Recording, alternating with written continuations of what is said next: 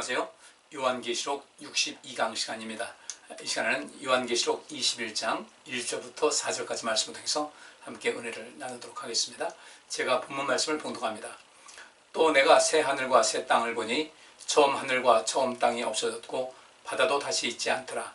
또 내가 보매 거룩한 성 새 예루살렘이 하나님께로부터 하늘에서 내려오니 그 예비한 것이 신부가 남편을 위하여 단장한 것 같더라. 내가 들으니 보좌에서 큰 음성이 나서 가로되 보라, 하나님의 장막이 사람들과 함께 있음에 하나님이 저희와 함께 거하시리니 저희는 하나님의 백성이 되고 하나님은 친히 저희와 함께 계셔서 모든 눈물을 그 눈에서 씻기심에 다시 사망이 없고 애통하는 것이나 곡하는 것이나 아픈 것이 다시 있지 아니하리니 처음 것들이 다 지나갔음이르라. 아멘. 요한계시록 21장과 22장 내용은 비록 짧은 내용이지만 거기 이제 새 하늘과 새 땅에 대한 말씀이 오늘 21장 1절에 나오고, 그리고 그 세계가 어떠한 것인가를 쭉 말씀을 기록을 하고 있어요.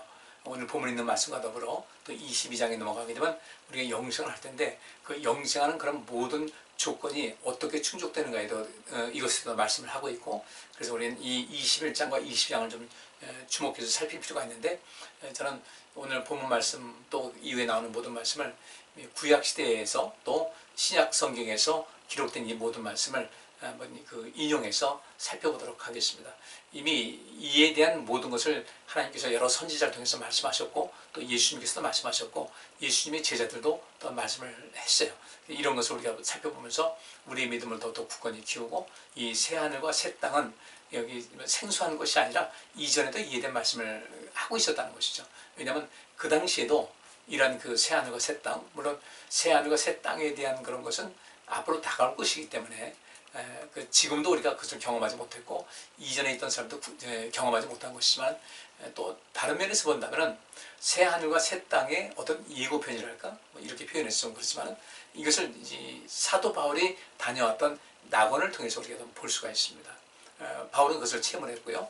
또 하나는 베드로와 야고보와 요한이 우리가 흔히 말하는 예수님께서 그들을 데려가서 이제 변화산상이라고 하는 그런 모든 것, 변화산이라는 것을 말씀을 하고 있죠. 이 변화산에서 베드로가 얼마나 그 세계가 아름다웠던지, 이곳에 초막 셋을 지어서 하나는 주님을 위해서, 하나는 또 엘리야를 위해서, 하나는 모세를 위해서 짓겠다.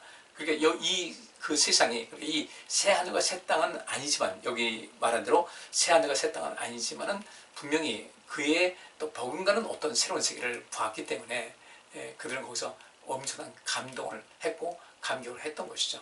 바울도 역시 그런 세계를 봤기 때문에 그 자기의 믿음을 가지고 믿음을 언제나 지킬 수가 있었고, 또 주님의 그 일을 위해서 적극적으로 헌신하고 충성을 다할 수 있는 그런 상태가 되었던 것을 알 수가 있습니다. 자, 오늘 본문 말씀 한번 살펴보겠습니다. 1절 말씀 보니까 또 내가 새 하늘과 새 땅을 보니 처음 하늘과 처음 땅이 없어졌고 바다도 다시 있지 않더라 그랬습니다. 이 새 하늘과 새 땅이라고 할 때 저는 그렇게 생각을 했어요. 이 새 하늘과 새 땅이라고 할 때 우리가 살고 있는 이 태양계 또 은하계 마찬가지로 이런 모든 그 물질 세계의 그 법칙이 그대로 적용되는 것인지, 아니면 이 태양계 또는 은하계가 아닌 또 다른 어떤 세계를 우리에게 펼쳐질 것인지, 이것은 어떻게든지 모르겠어요. 이 지구와 같은 그런 모든 조건이 갖추어진 어떤 곳인지 또 다른 곳인지. 근데 여기 있는 말씀 보니까 1절에 바다도 다시 있지 않더라 그렇게 말씀하고 있습니다. 그렇게 새 하늘과 새 땅을 보니까 대개 이제 바다가 있어야만 모든 생물이 살아갈 수 있는 것인데 바다도 다시 있지 않더라 이렇게 말씀을 하고 있어요. 그리고 또 22장에 보면은 더 이상 태양빛도 필요 없더라는 겁니다. 태양빛도 필요 없고 하나님께서 빛이시고 그 빛으로서 이 세상을 밝게 비추신다는 이 말씀이 있으니까 분명히 우리가 살고 있는 이 태양계 또 은하계 또 이런 모든 일반적인 우리가 알고 있는 그 우주가 아닌 또 다른 어떤 그 세계가, 또 다른 세상이 우리에게 펼쳐질 것이라는 것을 우리는 얼추 이제 짐작을 할 수 있게 되죠. 어쨌든 이 새 하늘과 새 땅을 봤어요. 근데 이미 처음 하늘과 처음 땅은 없어졌고 흔적도 없이 사라졌고 바다도 다시 있지 않더라. 바다가 더 이상 존재할 의미가 없음을 여기서 말하고 있고요. 요한계시록 20장 13절 말씀에 보면 바다가 그 가운데서 죽은 자들을 내어주고 또 사망과 음부도 그 가운데서 죽은 자들을 내어주매 각 사람이 자기의 행위대로 심판을 받고 그랬습니다. 이 바다도 역시 그 가운데서 죽은 자들 내어줬다. 어떤 심판의 어떤 조건 이런 것이 돼 있고, 이런 면에서 새하늘과 새 땅에는 바다가 존재하지 않는 것은 아닌가라는 이런 생각을 해보게 됩니다. 그리고 새하늘과 새 땅을 이제 펼쳐진 것을 사도 요한이 봤을 때 그때는 또 어떤 세상일까? 이사야서 27장 1절부터 3절까지 보니까요. 그날에 여호와께서 그 견고하고 크고 강한 칼로 날랜 뱀 리워야단 곧 꼬불꼬불한 뱀 리워야단을 벌하시며 바다에 있는 용을 죽이시리라. 그날에 너희는 아름다운 포도원을 두고 노래를 부를지어다. 나 여호와는 포도원 지기가 되며 때때로 물을 주며 밤낮으로 간수하여 아무든지 상해하지 못하게 하리로다. 그러면 오늘 이 이사야서 27장에 있는 말씀 보면 바다에 있는 용을 죽인다. 또 뱀이라고 얘기하고 있어요. 그러면 이 뱀, 용은 우리가 요한계시록 그동안 공부를 해왔지만은 이것은 마귀, 사단을 이야기하고 있죠. 근데 그 마귀와 사단을 벌하시고 또 바다에 있는 용을 죽일 것이다. 뭐 죽음과 똑같은 그런 상태가 되는 거죠. 그 다음에 어떻게 됩니까? 바로 그러면서 이제 새하늘과 새 땅이 펼쳐지는 그런 것인데, 그 날에 새하늘과 새 땅이 펼쳐진 가운데 하나님께서 포도원 지기가 된다. 그러니까 뭐 굉장히 우리에게 은혜로운 말씀이죠. 어떻게 하나님께서 포도원 지기가 되겠어요? 그럼에도 불구하고 하나님께서는 우리를 사랑하시고 특별히 구원을 받은 백성들을 얼마나 소중히 여기시겠어요. 그래서 포도원 지기라고 하나님께서는 이렇게 표현을 하고 있습니다. 때때로 물을 주고 밤낮으로 간수하여 아무든지 상해하지 못하게 할 것이다, 이렇게 말씀하고 있는데, 그것은 어떤 것을 말합니까? 우리 보면 뒤에도 말씀 나오겠지만 죽음이 없는 것, 애통하는 것이나 곡하는 것이 없는 것, 바로 그런 세상이 이어지게 되는 것이죠. 이사야 선지자도 그 세계를 어떤 성령의 감동 속에서 어떤 것을 체험해서 이 말씀을 기록하지 않았나, 이런 생각을 하게 됩니다.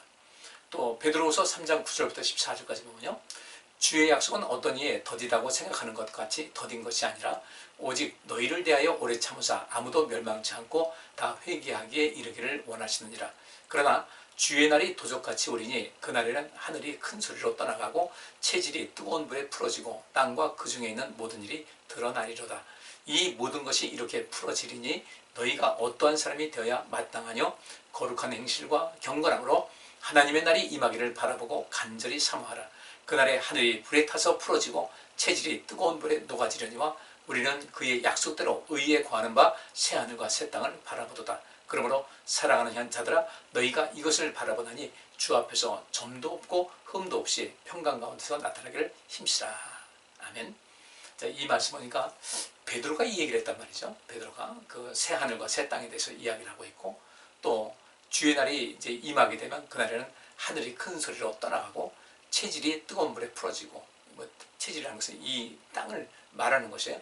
그래서 땅과 그 중에 있는 모든 것이 다 드러난다. 다 이제 드러나고 사라지게 되는 것인데, 이러면서 11절에 있는 대로 이 모든 것이 이렇게 풀어지리니 너희가 어떠한 사람이 되어야 마땅하뇨? 거룩한 행실과 경건함으로 하늘의 하나님의 날이 임하기를 바라보고 간절히 사모하라, 이렇게 말씀을 하고 있습니다. 그러면서 13절에 우리는 그의 약속대로 의에 거하는 바 새하늘과 새 땅을 바라본다, 이렇게 말씀하고 있거든요. 그러면 여기서 베드로가 왜 이런 얘기를 했을까? 이 베드로가 이 말씀을 기록한 것은 사도 요한이 요한계시록을 기록하기 전에 이 말씀에 기록을 한 것이란 말이죠. 그렇다면 이 속에서 그 베드로가 과연 본 것은 무엇일까? 베드로가 말하고 있는 새하늘과 새 땅이라는 것은 과연 어디서 그런 정보를 얻었을까? 이사야 선지자도 뒤에 보면 그 말씀 나옵니다. 새하늘과 새 땅을 말하고 있는데, 예수님께서 그 세상을 뭐 다 알고 계시니까 그거는, 그리고 이것을 예수님의 제자들에게는 이것을 가르쳐 주시지 않았을까? 분명히 가르쳐 주셨을 거예요. 그래서 사도 요한은 이제 본 것을 이야기하고 있지만, 그 베드로는 예수님께로부터 듣고 배운 것을 이야기하고 있는 것이 아닐까. 여기 13절에 우리는 그의 약속대로 의에 거하는 바 새하늘과 새 땅을 바라본다. 그의 약속은 누구입니까? 우리 예수님께서 약속하신 것이겠죠. 예수님께서 이 새하늘과 새 땅에 대한 것을 말씀을 하셨을 것이고, 베드로도 이제 이 말씀을 많은 사람들에게 가르치고 알게 했겠죠. 그래서 우리가 이 새하늘과 새 땅을 바라보는 이 관점에서 우리가 고단에 가서 살 것을 본다면 14절에 있는 말씀대로 그러므로 사랑하는 자들아, 너희가 이것을 바라보라니 주 앞에서 점도 없고 흠도 없이 평강 가운데서 나타나기를 힘쓰라. 주님께서 이제 도적같이 임할 텐데, 그날에는 이제 모든 것이 다 이제 그 이전에 있던 하늘과 땅 없어지게 되고 새 하늘과 새 땅이 펼쳐지게 될 텐데, 그러면 이전에 있던 그런 모든 것이 멸망하고 심판받아서 멸망할 때 구원받지 못한 사람들은 그 가운데서 함께 멸망해서 영원한 형벌에 처할 수밖에 없다는 것이죠. 그래서 베드로는 여기서 이제 새 하늘과 새 땅을 이야기하면서 새 하늘과 새 땅을 바라보는 우리 성도들 마땅히 주 앞에서 점도 없고 흠도 없이 그 다음에 평강 가운데서 나타나기를 힘쓰라. 이후에 우리 주님을 뵐 때 우리가 이제 주님께서 더디 오신다면은 우리가 이제 먼저 세상을 떠나겠죠. 내가 세상을 떠나는 날 그때 주님 뵐 텐데 평강 가운데서 주님을 뵐 수 있어야지. 이거 뭐 내가 이게 구원 받을지 못 받을지 이렇게 그 굉장히 불안한 또 불안전한 이런 상태가 되어서는 안 되겠다는 것이죠. 베드로는 그래서 이미 새 하늘과 새 땅에 대한 이야기를 알았고 그 알고 있는 것을 이렇게 성경에도 또 표현을 하고 있는 것이죠. 또 많은 사람에게 가르쳐 주셨을 것이고요. 이사야서 65장 14절부터 19절 보면 이런 말씀이 있죠. 보라 나의 종들은 마음이 즐거움으로 노래할 것이로되 너희는 마음이 슬픔으로 울며 심령이 상함으로 통곡할 것이며 또 너희의 끼친 이름은 나의 택한 자의 저주거리가 될 것이니라. 주 여호와 내가 너를 죽이고 내 종들은 다른 이름으로 칭하리라. 이러므로 땅에서 자기를 위하여 복을 구하는 자는 진리의 하나님을 향하여 복을 구할 것이요 땅에서 맹세하는 자는 진리의 하나님으로 맹세하리니 이는 이전 환난이 잊어졌고 내 눈앞에 숨겨졌음이니라. 보라 내가 새 하늘과 새 땅을 창조하나니 이전 것은 기억되거나 마음에 생각나지 아니할 것이라. 너희는 나의 창조하는 것을 위하여 영원히 기뻐하며 즐거워할지니라. 보라 내가 예루살렘으로 즐거움을 창조하며 그 백성으로 기쁨을 삼고 내가 예루살렘을 즐거워하며 나의 백성을 기뻐하리니 우는 소리와 부르짖는 소리가 그 가운데서 다시는 들리지 아니할 것이며 그랬어요. 자, 근데 여기 이 말씀에 16절에도 이제 그 말씀이 있죠. 16절 끝부분 보니까 이는 이전 환난이 잊어졌고 내 눈앞에 숨겨졌다 하면서 17절부터 19절까지 내용 보면은 사도 요한이 본 것을 기록한 오늘 본문에 있는 내용과 상당히 유사해요. 내가 새 하늘과 새 땅을 창조할 것이다. 하나님께서 하신 말씀이에요. 이전 것은 기억되거나 마음에 생각나지 않는다. 그 다음에 18절 후반절 그 파란 글씨 보니까 내가 예루살렘으로 즐거움을 창조하며 그 백성을 기쁨을 삼고. 그럼 오늘 본문 말씀에 새 하늘과 새 땅이 나오죠. 그 다음에 새 예루살렘이 거기서 본문에 기록이 되고 있어요. 그리고 뒤에 있는 말씀 보니까 어떻게 죽음도 없고 애통하는 것도 없고 곡하는 것도 없다. 19절 보니까 내가 예루살렘을 즐거워하며 나의 백성을 기뻐하리니 우는 소리와 부르짖는 소리가 그 가운데서 다시는 들리지 아니할 것이며. 이사야 선지자가 성령 가운데서 아마 그 세계를 경험하지 않았나 싶은 생각이 들어요. 그리고 이제 실질적으로 그 사도 요한은 주님께서 그에게 많은 것을 보여주셨고 그 자기가 본 것을 하나님 말씀 속에서 기록한 것, 바로 이것이 요한계시록이니까. 그래서 이 모든 것은 새하늘과 새 땅에 대한 것은 이미 하나님께서 이 세상을 창조하실 때부터 계획하신 것이었고 준비하신 것이었고 예수님께서도 이제 말씀하셨죠. 내가 곧 떠날 것이다. 근데 떠나는 이유는 내가 너희 있을 곳을 예비하러 간다. 이 말씀하신 대로 바로 그 새하늘과 새 땅이 어떠한 것인가를 우리가 살필 수가 있어야 돼요.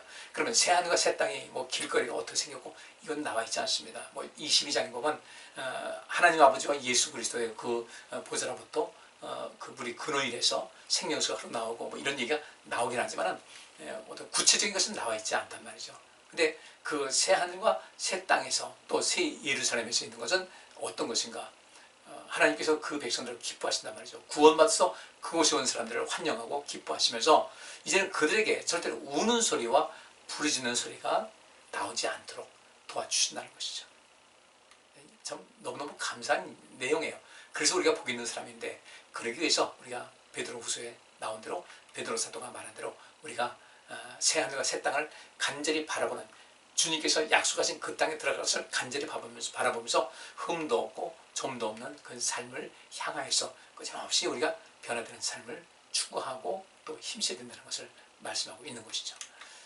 자, 2절 말씀 보니까 또 내가 보매 거룩한 성 새 예루살렘이 하나님께로부터 하늘에서 내려오니 그 예비한 것이 신부가 남편을 위하여 단장한 것 같더라 그랬어요. 새 하늘과 새 땅이 보였고 거룩한 성 새 예루살렘이 하나님께로부터 하늘에서 내려왔다 그랬어요. 그런데 그 하늘에서 내려오는 그 새 예루살렘을 보니까 신부가 남편을 위하여 단장한 것 같이 그렇게 아름답더라는 이거죠. 그럼 여기서 새 예루살렘이 하나님께로부터 하늘에서 내려왔다라고 하는 그런 것, 이것을 저는 무엇이라고 이렇게 딱 부러지게 말씀을 드리기는 좀 어려울 것 같아요. 물론 이 예루살렘 하면 우리가 성전이 이제 기억나게 되고 그곳에서 이제 하나님께 예배하는 이런 모든 곳, 그리고 하나님을 찬양하는 이런 모든 곳, 그 중심이 되다 보니까 바로 그런 그 모습이 아닐까라는 그런 추측은 해보는데, 그 새 예루살렘이 하나님께로부터 내려오는 거예요. 또 하늘에서 내려와요. 그리고 여기서 이제 그 새 하늘과 새 땅이 보였고, 거기서 또 하늘에서 이 새 예루살렘이 내려오게 되는데, 그 성이죠, 거룩한 성. 근데 그 예비한 것이 신부가 남편을 위하여 단장한 것 같더라. 뒤에 이제 제가 영문 성경을 잠깐 썼는데, like a bride beautifully dressed for her husband. 그러니까 like 뭐뭐 같다 이겁니다. a bride beautifully dressed. 그게 여기서는 그 신부, 아름답게 드레스드, 단장한 옷을 입은 그 신부같이 누구를 위해서? 남편을 위해서 아름답게 단장한 것 같은 아주 멋진 신부의 모습같이 거룩한 성 새 예루살렘이 내려오더라는 겁니다. 그러면 앞에 이사야에서 우리가 말씀을 본 대로 65장 19절에 있는 말씀 보니까 그 새 예루살렘이 이제 나타나게 되고, 그 다음에 이제 모든 성도들에게 우는 소리와 뭐 곡하는 소리, 괴로운 소리가 나지 않을 것이다라는 그 말씀이 여기서부터 시작이 되는 거예요. 요한계시록 3장 10절부터 12절에 이제 유사한 말씀이 나오는데요. 내가 나의 인내의 말씀을 지켰은즉 내가 또한 너를 지키어 시험의 때를 면하게 하리니 이는 장차 온 세상에 임하여 땅에 가는 자들을 시험할 때라. 내가 속히 임하지 내가 가진 것을 굳게 잡아 아무나 내 멸관을 빼앗지 못하게 하라. 이기는 자는 내 하나님 성전의 기둥이 되게 하리니 그가 결코 다시 나가지 아니하리라. 내가 하나님의 이름과 하나님의 성 곧 하늘에서 내 하나님께로부터 내려오는 새 예루살렘의 이름과 나의 새 이름을 그 이후에 기록하리라. 여기도 이제 새 예루살렘의 이름이 나옵니다. 그러니까 이 요한계시록은 제가 이제 처음 시작할 때 이제 부분부터 시작해서 하나씩 이제 그 나아가는 이런 방법으로 이제 말씀했는데, 요한계시록 다 끝난 다음에 이제 우리가 그동안 다 살폈으니까 전체를, 이전에는 부분을 보고서 이제 전체를 바라보는데 끝까지 다 하지 못하다 보니까, 알지 못하다 보니까 좀 이게 한 단계 한 단계 계단 올라가듯이 이제 해왔어요. 이제 우리가 마지막 22장까지 다 마치고 난 다음에는 그래도 대충 대략적인 큰 틀은 다 우리 배웠으니까 전체를 가지고 이제 부분을 보는 방법으로 요한계시록을 다시 이제 강의를 하려고 합니다. 근데 여기 이 빌라델비아 교회 성도들에게 하신 말씀이에요. 12절 보니까 이기는 자는 내 하나님 성전의 기둥이 되게 할 것이다. 이 내 하나님 성전이 뭐겠습니까? 이 새 예루살렘을 말하는 것이겠죠. 이기는 자. 그리고 우리가 이 말씀을 통해서 살펴보시면서요, 우리 항상 이기는 자가 돼야 돼요. 계속 이기는 자가 돼서 하나님께서 기뻐하시는 삶을 살아갈 필요가 있다는 것을 아시고, 새 하늘과 새 땅, 그 다음에 거룩한 성 새 예루살렘을 여기서 말씀을 하고 있습니다. 이 모든 것이 하나님께로부터 이제 구원의 은총을 받은 사람들, 하나님 말씀에 순종하고 믿음으로 살아서 믿음을 지키고 달려갈 길 다 마치고, 그죠? 선한 삶을 쌓고 하여튼 이 모든 것을 온전한 사람, 주님께로부터 부르심 받고 그 가운데서 정말 아주 엄선돼서 택함 받고 끝까지 그 믿음을 지킨 사람들이 누릴 수 있는 이 새 하늘과 새 땅의 그 세계, 새 예루살렘, 이 모든 것을 어떤 사람이 받는가? 결국 이기는 사람이 받는 것이니까 우리도 이기는 삶을 계속해서 살아서 이미 구원은 이미 완성됐다고 보지 마세요.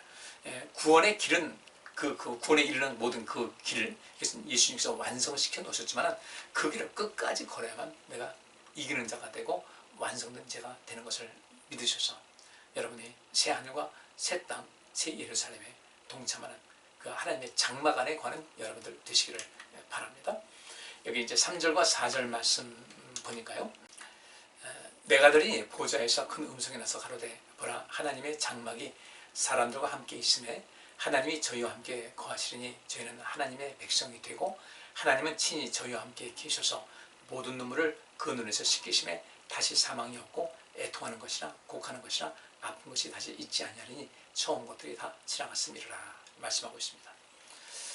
그러면 새 하늘과 새 땅, 또 거룩한 성 새 예루살렘, 이것이 넓게 보면 하나님의 장막이라고 보시면 돼요. 하나님께서 보호하시는 것이죠. 하나님의 장막.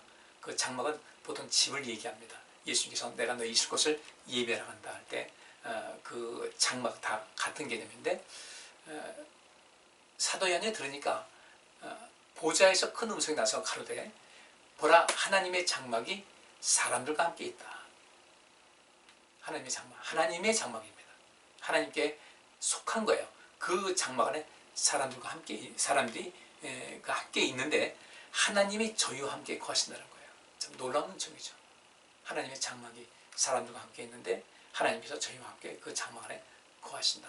하나님이 우리의 장막이 되어주셔서 우리를 안전하게 지켜주시는 것인데, 그렇게 됨을 통해서 이제 하나님과 하나 되는 역사, 이제 완전히 모든 것을 이루는 것이죠. 완성되는 것. 그래서 저희는 하나님의 백성이 되고 하나님은 친히 저희와 함께 계셔서, 그러면서 그들의 눈물을 눈에서 씻겨주신다는 거죠. 모든 눈물. 그래서 이 모든이라는 단어가 이 파스라는 그 헬라어 쓰는데, 그래서 모든 전체를 말하는데 온갖 눈물을 우리 눈에서 씻겨주시는 거예요. 뭐 감사의 눈물 나오겠죠. 감사의 눈물. 주님 이제까지 지켜주신 것을 감사합니다. 그래, 울지 말라. 이제 이 기쁜 날 이제 그만 울고 우리가 함께 기뻐하자는 그 봉사한 것에 대해서, 내가 참 그렇게 충성을 다하고 헌신하고 봉사하기를 얼마나 잘했는고, 주님 제게 그런 것을 알려주셔서 감사합니다 하면서 주님께 또 이 봉사에 대한 감사의 눈을 또 흘리겠죠. 또 주님을 뵙고 싶었는데 인내하면서 그 많은 그 어려운 그 여정을 걸으면서 주님께서, 우리 예수님께서 말씀하신 생명의 길은 좁고 험하고 문도 좁다. 근데 그 길을 끝까지 걸어왔다는 것이죠. 어떤 마음으로? 주님을 사랑하는 마음으로. 주님을 사랑하고 사모하는 마음으로 왔는데 주님 뵈니 얼마나 감격의 눈물이 나오겠어요. 이런 눈물도 있을 것이고, 또 이제 통곡의 눈물, 후회의 눈물. 어린아이가 이제 엄마가 잠깐 이제 누구한테 맡기고 갔어요. 근데 엄마가 오니까 방늦게 엄마 오셨어요 하는 것이 아니라, 어떤 그때는 어떤 분리불안을 느낄 때는 엄마를 보면 그냥 웁니다. 그냥 막 통곡하듯이 울어요. 뭐 그런 눈물일 거예요. 그 통곡, 과거에 어떤 어려움을 당한 것도 생각이 나서 그런 또 눈물도 있을 것이고, 어떤 후회 눈물도 있을 것이고, 다양한 눈물이 있는데, 그렇게 우리가 하나님의 장막 안에 우리가 이제 함께 머무는 가운데 우리 하나님께서 우리와 함께 거하시면서, 그래서 하나님은 우리의 하나님이 되시고 또 우리는 하나님의 백성이 된 가운데 우리 주님께서 온갖 눈물을, 모든 눈물을 그 눈에서 씻겨주신다는 거죠. 닦아주시는 거예요. 울지 말라고 닦아주시고. 아마 우리가 보통 탕자의 비유라고 말씀하고 있는데, 그 둘째 아들, 아버지를 거역하고 나갔다가 돌아오는데 거짓거리가 왔는데 아버지가 기꺼이 반겨줄 때 그 아버지도 얼마나 울었을 것이고 아들도 얼마나 울었을 것인가. 주님께서도 우리가 이제 그 새하늘과 새 땅에 들어가서 이제 완성된 상태에 있을 때 주님께서 우리를 얼마나 대견하다고 하시겠어요. 왜냐하면 성경에 있는 말씀, 제가 자주 드리는 말씀이지만 구원에 이른 사람들이 그렇게 많지 않은데, 쉽게 말하면 경쟁률이 굉장히 크다는 거예요. 물론 우리 천국 들어가는 것은 경쟁률하고는 상관없어요. 누구든지 저를 믿으면, 이 말씀대로 하는 것이니까, 누구든지 저를 믿으면 그 믿는 것이 뭐냐 이거죠. 모든 사람이 널려 있는데 다 열려 있어요. 문이 열려 있고. 근데 그 길을 찾는 사람들이 많지 않더라. 마치 경쟁률은 없는데 굉장히 높은 경쟁률과 같이 구원받은 백성들이 많지 않은 거예요. 그때 그 가운데 그렇게 온전한 구원을 이뤄서 주님의 나라에 입성한 사람들을 주님께서 얼마나 대견하게 여기시겠어요. 그래서 눈물을 닦아주시는 거죠. 그 다음에 그것은 어떤 세상인가 봤더니 다시 사망이 없다. 둘째 사망도 불못에 던졌다고 이제 앞에 우리 요한계시록 20장에 나와 있지 않습니까? 다시 사망이 없어요. 애통하는 것도 없어요. 애통한다는 것은 깊은 슬픔이에요. 깊은 슬픔. 그 다음에 곡하는 것, 깊은 슬픔은 정말 어떻게 해서 그 눈물과 함께 이것은 어떻게 할 수 없는 그런 너무너무 이 깊은 슬픔 속에서 그냥 말없이 눈물만 푹 흘리고 입술을 깨물면서 하는 그런 깊은 슬픔에서 그 애통하는 것이 이제 더 이상 없다는 거죠. 이 땅에 살면서 우리는 그런 아픔을 때때로 겪을 경우도 있지 않겠습니까? 그 다음에 곡하는 것이라는 것은 울부짖음이에요. 울부짖음. 이런 것도 이제 더 이상 없다. 다 온전히 됐으니까 그 다음에 아픈 것, 어떤 수고로움과 아픔과 고통이 다시 있지 아니하리니 처음 것들이 다 지나갔습니다. 그건 다 지나갔어요. 그리고 이 과정 속에서 그 모든과 그 사망의 위협과 더불어 애통하는 일, 곡할 일, 또 아픈 일, 수고로움, 아픔과 고통이 많이 있었지만 그 사람은 부단히 믿음의 인내를 가지고 하나님 나라를 향한 그 희망을 가지고 걸어왔기 때문에 이젠 그 시절은 다 지나가게 되고 이젠 주님께서 우리를 기뻐 받으신 대로 아까 이사야서 65장에 나와 있는 대로 그를 기뻐 받으시면서 그에게 온갖 은총을 더하시면서 주님께서 어떤 우리를 위로하시면서 새로운 세상에서 온전함을 누리시게 하시는 이 놀라운 은총이 우리 모두의 미래가 될 수 있기를 간절히 바랍니다. 오늘 베드로가 말한 대로 오늘 아까 살펴봤죠. 우리는 흠도 없이 점도 없이 주님 앞에 설 수 있도록 또 평강 가운데 담대하게 주님 앞에 설 수 있는 그런 모습대로 우리의 믿음을 늘 돌아보고 통찰하고 계속해서 변화시킬 것은 변화하면서 더 힘을 다해서 주님을 사랑하고 주의 말씀을 기억하고 그 말씀대로 순종하고 살아가고자 하는 이런 그 삶의 양식을 꼭 가지셔서 주님께로부터 옳다 인정을 받고 새 하늘과 새 땅, 그 다음에 새 예루살렘, 거룩한 성 새 예루살렘, 그리고 주님의 장막, 이 모든 것 안에 거하셔서 영원한 행복과 기쁨과 즐거움을 우리 하나님과 더불어 누릴 수 있는 우리 모두가 될 수 있기를 간절히 바랍니다. 기도합니다. 주님, 오늘 본문 말씀 속에 나오고 있는 새 하늘과 새 땅, 또 거룩한 성 새 예루살렘, 그리고 하나님의 장막, 이 모든 것이 우리의 것이 될 수 있기를 간절히 소원합니다. 때때로 우리가 연약해서 하나님 앞에 죄를 지을 때가 있고 또 신앙생활에서 멈칫할 때가 있고 주저앉을 때 있지만 주님, 저희들 주님 바라보면서 주님을 의지하겠사오니 우리가 넘어졌을 때 우리의 발에 힘을 더하시고 무릎을 굳게 세워주옵시며 우리가 어떤 경우도 낙심하지 아니하고 시험에 들지 아니하고 오직 믿음을 지키면서 주의 말씀을 순종하며 살아갈 수 있는 참 믿음의 성도가 될 수 있도록 우리를 날마다 새롭게 해주시고 우리를 격려해 주시고 우리를 온전케 하여 주옵소서. 주의 말씀대로 순종하는 이제 힘을 다하겠습니다. 주님, 저희를 지켜주시고 성령으로 충만케 하여 주옵소서. 예수 그리스도 이름으로 기도하옵나이다. 아멘. 오늘 여기까지 하겠습니다. 감사합니다.